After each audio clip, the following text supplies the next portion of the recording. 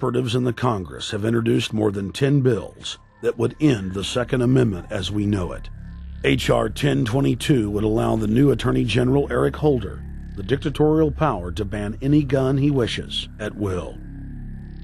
In 2008, before the Supreme Court, in the D.C. gun ban case, District of Columbia versus Heller, Holder argued for the complete disarmament of the American people and that only the military should own firearms. H.R. 257 would ban all youth shooting sports, including YMCA and Youth Olympic shooting clubs. H.R. 45 would force all gun owners to undergo federal psychological screening, registration, and testing to keep their firearms. White House Chief of Staff Rahm Emanuel has proposed the extrajudicial banning of any American on the fraudulent no-fly list from owning any firearm. That is, if you are on the no-fly list because you are known as maybe a possible terrorist, you cannot buy a handgun in America.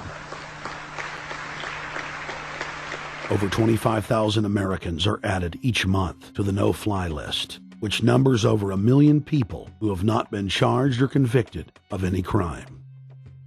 It's a case of mistaken identity for a 5-year-old boy from Normandy Park. He had trouble boarding a plane because someone with his same name is wanted by the federal government. King 5's Mimi Jung is live at SeaTac Airport to explain. Mimi. Lori, it's hard to believe that a 5-year-old could be considered a threat, but that's exactly what happened here at SeaTac last week when Matthew Gardner showed up for a flight to LAX. As 5-year-olds go, Matthew Gardner is about as harmless as you can get. But when he and his mom checked in for their flight at SeaTac last week, Matthew was considered the criminal. If you're on that no-fly list, your access to the right to bear arms is canceled because you're not part of the American family. You don't deserve that right. There is no right for you if you're on that terrorist list.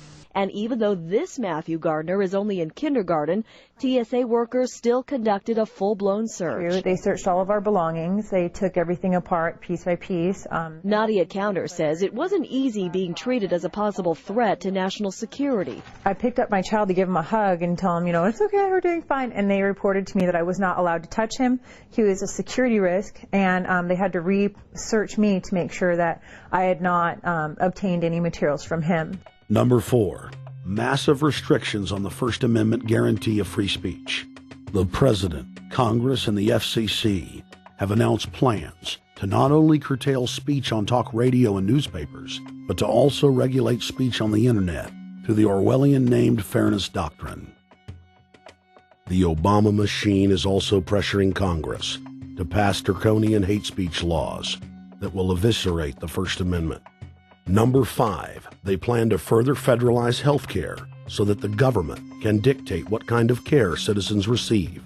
Modeled after the British system, this includes rationing care and restricting what procedures the handicapped and elderly are eligible for. Number 6, Obama is already pushing to expand the Department of Defense budget and to station more U.S. troops overseas to encircle Russia, China, Iran, as well as setting up bases in Africa under the pretext of humanitarian aid, and dominate and occupy Africa through AFRICOM. So we're taking your phone call, seeing what you think of Barack H. Obama. Is he a Judas goat? Is he a front man? Is he a betrayer? Let's go to Anthony in Georgia. Anthony, what's your take on Barack Obama? They put the face of Barack Obama as part of their public relations because it's like in the old folk tales about vampires. A vampire cannot force his way into somebody's house. It's against some kind of metaphysical law. So the vampire has to persuade the resident of the household to open the door and invite him in. So they're going to look at the peephole at Barack Obama, which looks like them and appears to be on their side. They're going to say, okay, here's my ally. Let me open the door and let me let this person in. And then Barack Obama is just, of course, a front man for the American empire, where he's going to have the entire U.S. Navy, the entire U.S. Army, and the entire U.S. Marines under AFRICOM command. And, of course, he's going to turn it into a new Iraq, and he's going to turn it into a new Afghanistan. Every operation that you see going on in Iraq and Afghanistan is going to propagate to the poor countries of Africa. And well, sir, I agree with you. Sir, I agree with you. They're looking to the people. They see a handsome, smiling African face. You know, he's all, hey, I'm from Kenya. And then it's a total bait and switch. But it's the same thing here in the United States where they would get sellout Native American chiefs to sell out their people. This is the oldest trick in the book. And he can also pacify the most downtrodden minority groups in the United States. And he's saying, hey, get ready for sacrifice. Get ready to lose your standard of living. They're like, yay, I love Obama. They could never get away with this with a John McCain. Obama basically does a couple of things. One is, again, this idea, kick the Chinese out of Africa. Kick them out of Sudan where they get oil. Kick them out of Zimbabwe where they get raw materials. Start a civil war in Congo, another big source of raw materials. Al-Qaeda, an arm of the U.S. intelligence community, is now active in Algeria, Tunisia, Morocco. You've got a destabilization going on in Kenya around Odinga. That's Obama's cousin. This is a guy who has two children. They're Obama's niece and, nephew in a broad sense. And one of them is named Raul, and the other one is named Winnie, after Winnie Mandela, who did the necklacing and political assassinations in South Africa. So this Odinga is essentially a CIA destabilizing operation in Kenya, and he's got a Odinga Islamic Alliance to crush the Christians in Kenya, but this also reaches into Ethiopia, it reaches into Uganda, Congo, Tanzania, and a whole bunch of other countries in that region. So all of Africa is a battlefield in flames between the U.S. and the Chinese, with Obama leading the charge to kick the Chinese out for geopolitical reasons. Number 7, radically expand federal control over family farms and ranches through the Animal ID and Premises ID system. Number 8, accelerate the merger of the United States with Canada and Mexico under the Security and Prosperity Partnership. He is also accelerating the transfer of remaining federal authority to unelected quasi-governmental bodies like the World Trade Organization.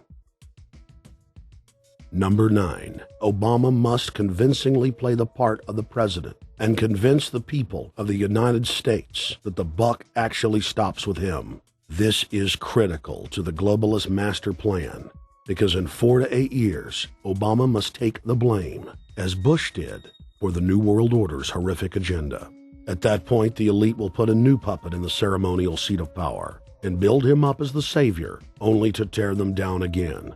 And so the process is repeated over and over. For their program to work, it is essential that the people not learn that the presidency is now nothing more than theater, because if they did, the people would stop looking at the pawns and start looking for the king. Through this system of deceit, the elite's criminal agenda can continue forever because the people waste all of their political energy debating the media spectacle instead of investigating the globalist agenda. Number 10, it's Obama's job to sell the public on globalist policies that aren't in the people's best interest. But the overlords have many salesmen. His most important function is to protect the criminal oligarchs from prosecution while they loot the economy worldwide, start new wars, and engage in torture. They're called Generation O, and they were the key to Barack Obama's White House win. During the campaign, Barack Obama used the internet like no other candidate before him, harnessing the energy of millions of his supporters. But the question now is, what to do with this young, eager, energetic army? This gives Barack Obama and his administration contact information for so many people, so next time he needs to push his legislation, he can contact all these people. Kennedy-esque. I feel as though this was like when John F. Kennedy was elected. Shouting, smiles, and tears. This is the best day of my life! It was the scope of Obama's victory that was most impressive. I saw a photograph of Obama playing basketball. And I said, you know what? I see him as a leader, and that's the world that's in his hands. Own a piece of history.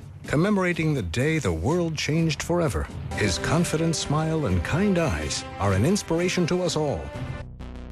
In summation, Barack Obama is a Madison Avenue created fad. All of the crazed Obama worship, being pushed by the corporate media, is scientifically designed to capture the public in a net of peer pressure mass euphoria. If the New World Order can just distract the public for a few more years, the elite can finish constructing their police state.